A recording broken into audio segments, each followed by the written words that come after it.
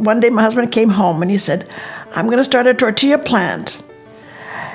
And I said, people don't even know what a tortilla is.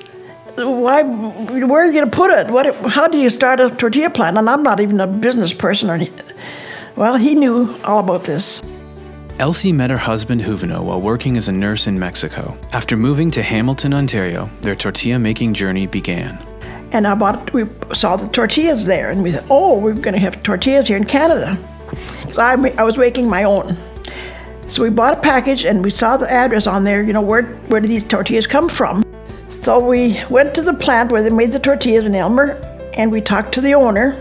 We bought the place in 1983, and the very weekend that we bought it, we gave it the name, Solis Foods.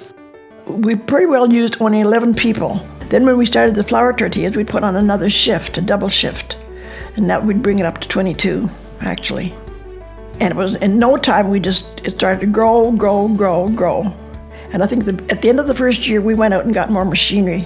We had 3 sizes, 6-inch and 10-inch and 12-inch, the big tortillas. And we delivered the Casey restaurants, for example. The stores were the IGA stores mostly, and other stores as well. And we delivered as far as Toronto. And we did a lot of shipping over to the Maritimes. We just put them in boxes, and I put them on the airplane to go to the Maritimes.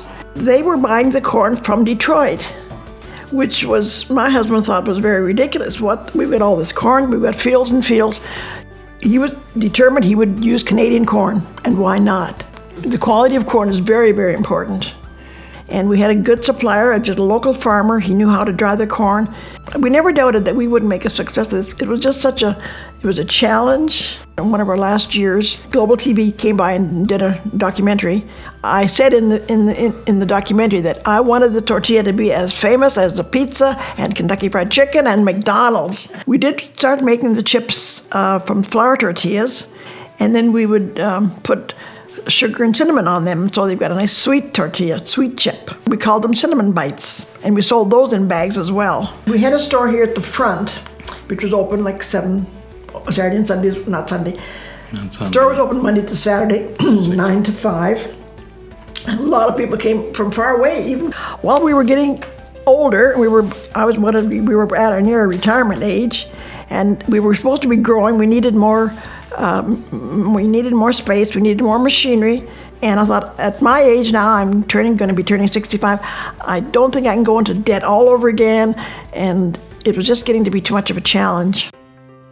I heard about her company in the paper, and then I started to make inquiries, and I believed there was a huge opportunity in the tortilla business. I just knew that he was a pizza man, and he came with his father, and they saw the plant.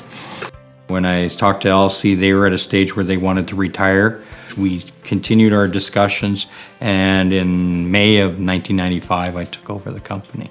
So my husband was very pleased with Andy. He said, I think this man is going to take this place, really take it over and run with it. And he has. I continue with the name of her family. It's the name of the company. I believe in her core values and what she was doing, and we'll continue to expand upon that in the marketplace. And those values were important, and the relationship. One year he built, and then the next year he added on, and then he kept adding on. The number of employees when we started with Elsie was 11, and I believe 8 or 9 transferred with us to St. Mary's.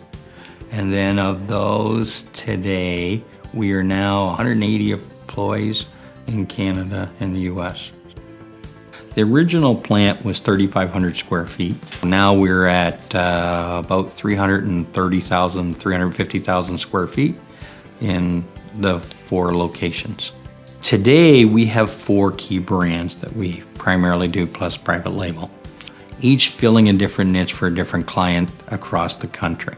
While Solis has expanded and grown to reach new markets, it's a strong core team and commitment to the customer that has sustained the company for so many years. We're not just there to make a sale. We're there to develop a relationship. And the relationship doesn't end with you buying that product. You need to buy it today, tomorrow, the next day, and the day after that. Then we've been successful. And it takes a team of people to put that together. And when I look at that team of people, I look around at our strengths within, from the day we buy our grain of flour, whether it's a corn or a wheat kernel, to the day we put it into a product and how they manufacture it and the quality standards there, till we ship it through the supply chain and it's delivered to yourselves, and how we train you on using that product and where you want to be and how you want to position it in the marketplace. We have to all do that as vendors and as good partners to be able to make them successful, not just today, but for the future, which ultimately feed back to ourselves and look after our company. And that makes a true partnership. So that's what we look to and we listen for and go, how can we provide those?